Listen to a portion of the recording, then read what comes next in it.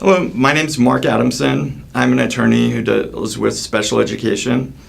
I made this presentation to help parents sort of have a better understanding on how they can have a better relationship with their children's schools. The reason why I developed this was because I noticed that when parents end up getting information about what their rights are, a lot of times they end up getting a little confused, and they, usually when a parent feels that something's wrong with their children's special education, something is wrong, but it's usually not the thing that they think is wrong. And I think that the best way for me to sort of illustrate some of this information is by sharing with you a little bit of a story of mine. It's a story of me in law school. When I was in law school, I ended up applying for accommodations, and there were a list of accommodations that had been recommended to me from a school psychologist, and I had all of the supporting documentation about it. And then I ended up filling out and submitting this information, and it got denied. I was sort of shocked because the reason for denial ended up being that I was too smart to have a learning disability, which is really frustrating because there just seems to be something inherently wrong where they're telling me that you have to be stupid to have a learning disability. And that really got me mad. And so I ended up filing an appeal, and I did win the appeal. And I ended up getting accommodations. So after I ended up filing an appeal, it took forever to get these accommodations granted.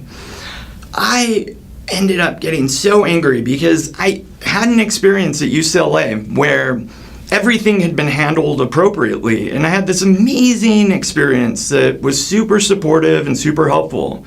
But here I am in law school, working with people that know the law better than anyone, and they're not following it.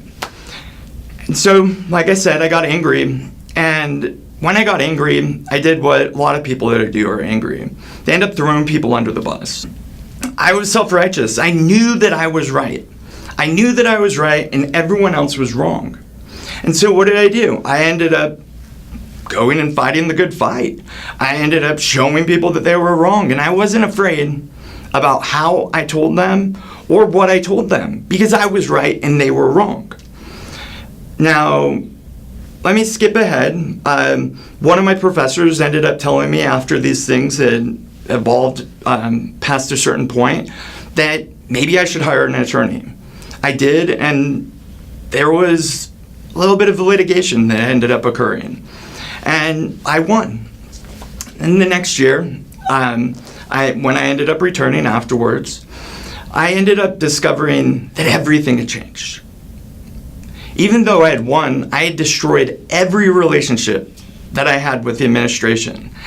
I was treated like someone who was a problem.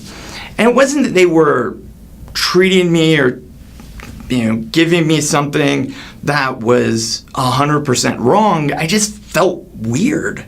I ended up having to fill out a form for the law school where I had been asked to fill out whether anything had changed. And so I had went to back to the same educational psychologist, and she had told me, of course things have changed. You found out that you have all of these different problems in this unique environment, and so we're going to end up, you need to have these types of supports. So I ended up bringing that back to the law school, and I was really frustrated about this. I just wanted her to say nothing had changed, but stuff had changed. And so I ended up filing for, saying that this was what accommodations I needed, and then they were rejected again. I was so frustrated. I ended up deciding, hey, you know what, I'm going to appeal this. I appealed it. I lost. I appealed it again. I lost. I went all the way to the top of the university, and then I lost. I didn't know what I was going to do. So frustrated. And then one day, and this is the key of the whole story, I ended up going to one of my classrooms, and my professor that day was teaching us about something called mediation. And I knew what mediation was, but I didn't really understand what it was.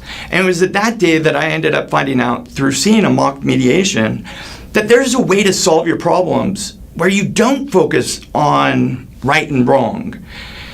You can actually talk about why, and you can seek out a solution that ends up being successful. And the cliche is a win-win solution for both people. The story that my professor ended up sharing with us is from a book called Getting to Yes. I'd highly recommend it, and I have a link for it in the video description for you.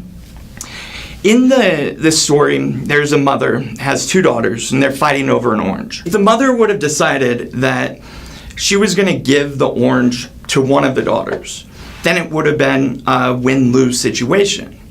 If she would have decided that she was going to split the orange in half, well, neither of the daughters would end up getting what they wanted, and they would get half of it. So it's a compromise. But then the mother did something. She asked the girls, why is it that you want this orange? And one of the daughters ended up saying, well, I want the orange to eat it. The other one said, I want the orange to bake a pie. And that she needed to have the pill of it. And so the mother ended up deciding, hey, one gets the pill, the other gets the orange. And both of them are happy.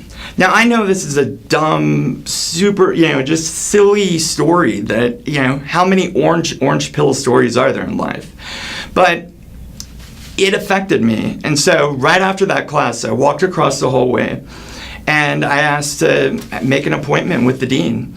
And the dean was sitting right by his secretary, and he opened up the door and he was like, hey, Mr. Adamson, why don't you come in? I have some time.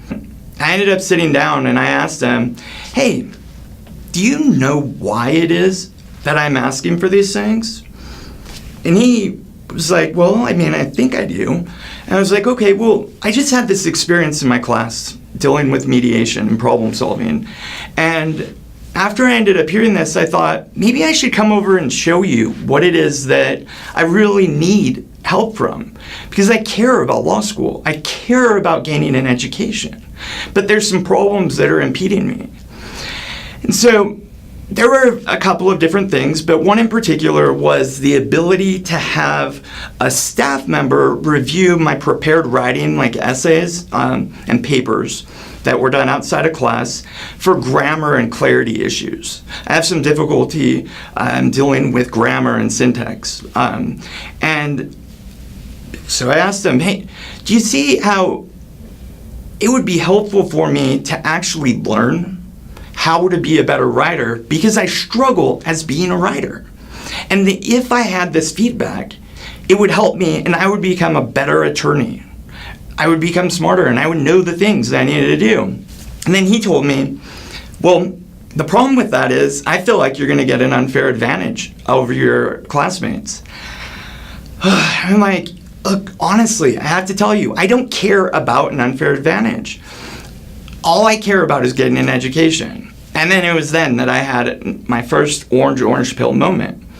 And I told him, you know what? Maybe we can both win in this situation.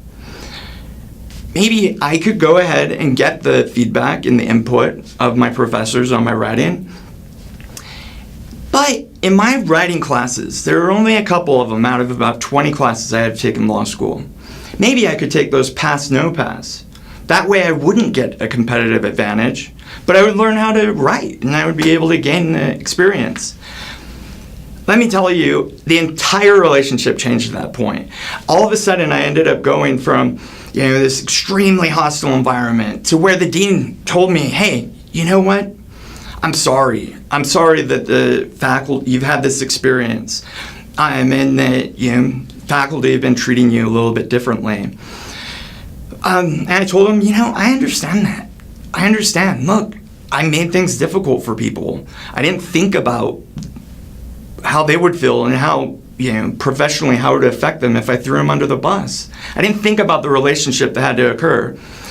And he really was appreciative of the fact that I was showing, being an adult over this. And so he told me, from now on, I want you to come to me for the rest of your law school career. If you have any problem, if you just need to talk, come to me and I'll help you out. That's what I want to teach you how to do today.